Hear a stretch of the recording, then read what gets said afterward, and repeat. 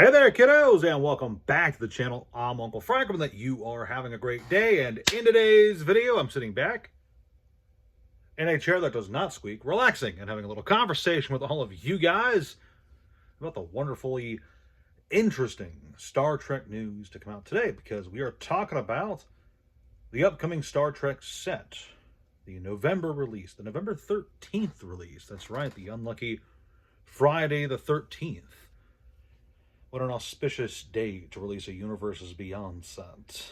Yeah, we got some more news, some more spoilers, and some interesting details about the upcoming set, and I figured I would spend some time tonight just talking about my overall thoughts and first impressions on it. And, well, not just the set, but for Star Trek itself. Because I'm going to be very honest with you guys. I don't know jack shit about Star Trek. So I'm aware of Star Trek. I've got just some stuff lying around the garage here, some old glow-in-the-dark decals, some old magazines. I got some old Star Trek stuff just lying around here. But I've never been a big fan of the series. I know that it's massively successful. I know that it's a generational brand. It's one of the pillars of sci-fi that's given us some of the most iconic tropes for sci-fi in general. It gave us the iconic red shirts, for instance. I know is a really popular, almost meme at this point, that originated from Star Trek. I know it's got a bunch of characters, it's got a bunch of different shows, and is still to this day one of the most well-recognized brands out there. I mean, people at least are aware of Star Trek, even if they aren't fans of Star Trek. Now, that being said, Star Trek is not in the greatest place in recent years. It's been in a pretty bad shape. It's had some really dud releases, some cartoons that weren't that great, some TV shows that weren't that great. It could be going better. Now, I don't think Star Trek is a dead franchise, just so we're clear. I just think it's in a bit of a slump. But even with that slump, it still has a very dedicated fan base, people who will learn entire fictional languages, which is great because that means Star Trek is one of only 3 franchises I'm aware of where people will go out of their way to learn the fictional language of that franchise. Pretty cool stuff. But yeah, we've known for a while now that there's a Universes Beyond Star Trek set coming. As a Magic the Gathering fan, of course, I'm apprehensive about it. You guys know my deal. I am not as a fan of Magic the Gathering, I'm not a fan of Universes Beyond. I wish it would stop. I wish it would go away, but there's nothing I can really do about it. And I very much doubt at this point anything I say could do anything about it, you know? It's just the way it is right now, regardless of my personal opinions.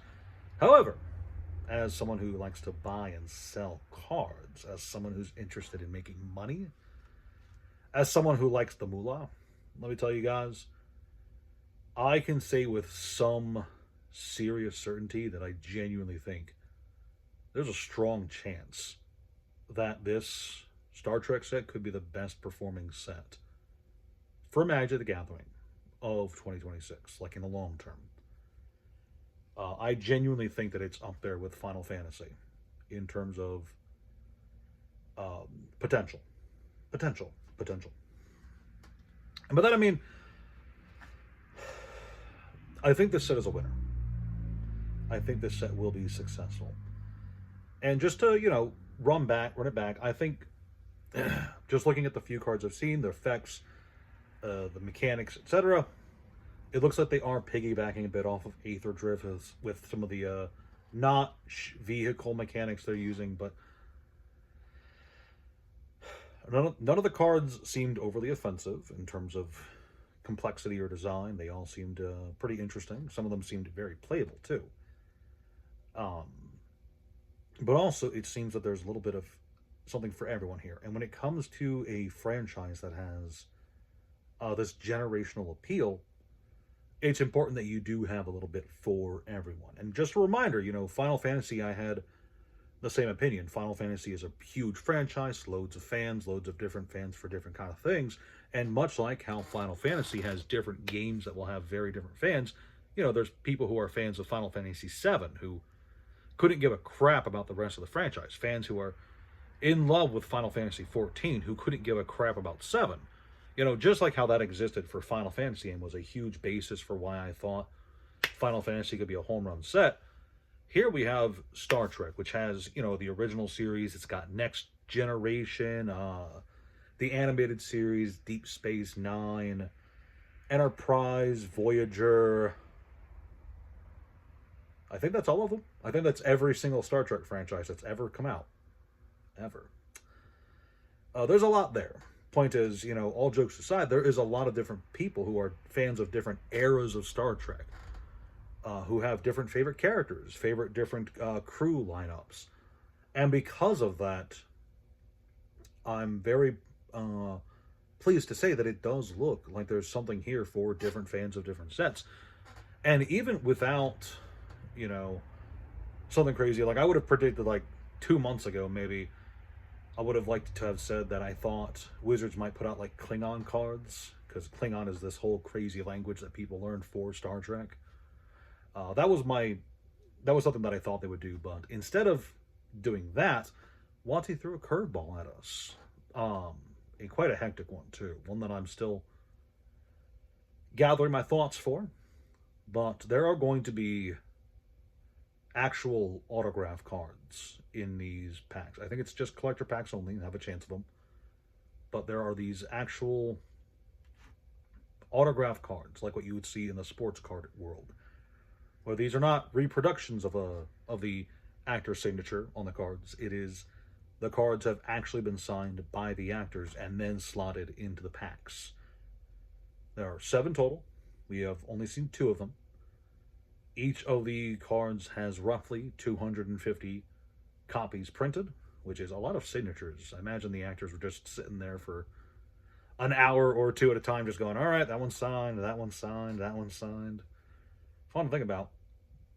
But yeah, this is a big leg up from what we saw with the artist stamped signatures. Instead of being a reproduction signature, this is the actual autograph out the pack of some of the most iconic and well-known actors in sci-fi history.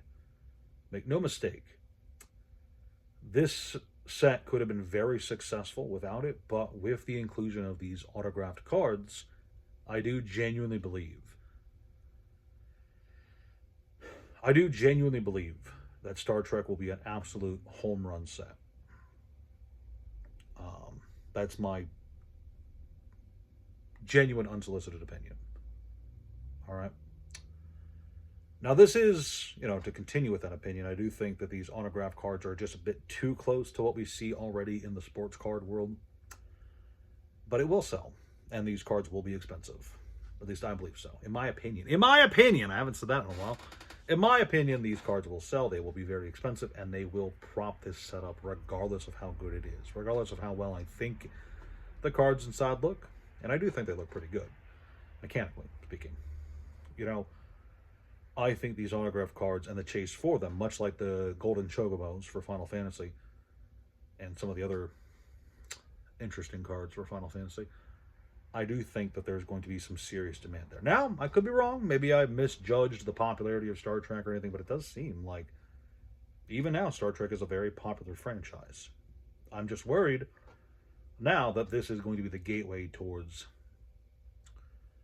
more stuff down the line, more pushing of the envelope down the line. Because make no mistake, I do not believe that this is the end state of the signature gimmicks. Sports cards worlds have like, what are some of the things I can think of off the top of my head? Like the patches of the jersey woven into the card. That's a thing that they do in sports cards. So I don't know what the Magic equivalent to that could be. Like maybe a cut up of the original sketch for the art of the card, maybe glued to it. They could do that. They could have the one-of-one copy dual signature from 2 different artists for a card. I don't freaking know. But yeah, I think that this is just...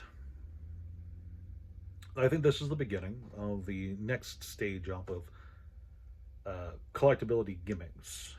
I could not possibly predict where it's going to go in the future, but I do believe that in future sense, there's going to be something else that pushes it even further, and that will also sell pretty well, because right now, at the very least, based on what I can see right now, in my opinion, Magic is very much a strong collector's game right now. Not for Magic, but for Universes Beyond fans. I was thinking if I had any loose Magic cards around here that I could show off. Actually, I haven't flashed one of these at the camera in a long time, as I've dropped magazines all over the place.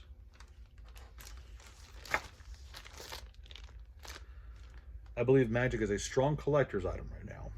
Not for Magic fans, like the kind of people who would be super interested in seeing the Duelist magazine, but for fans of Universes Beyond Magic cards. So, that's my opinion, and that's where I think this is going. I do genuinely believe right now, based on what I see right now, that this set will be very popular and very successful. And I, at the very least, plan on getting at least some of it, because the Final Fantasy set, if nothing else, did wonders on the secondary market, and I believe that this will do the same. That's all. So, let me know what you guys think in the comment section below. Do you think it'll be a home run? Do you think it'll be a dud? I'm curious to hear your thoughts. As always, please like, share, subscribe. Check out the Discord, the Patreon, the TCG player link, and eBay. I'm there too. So, yeah, that's all I got for you kiddos. See you later. Ciao.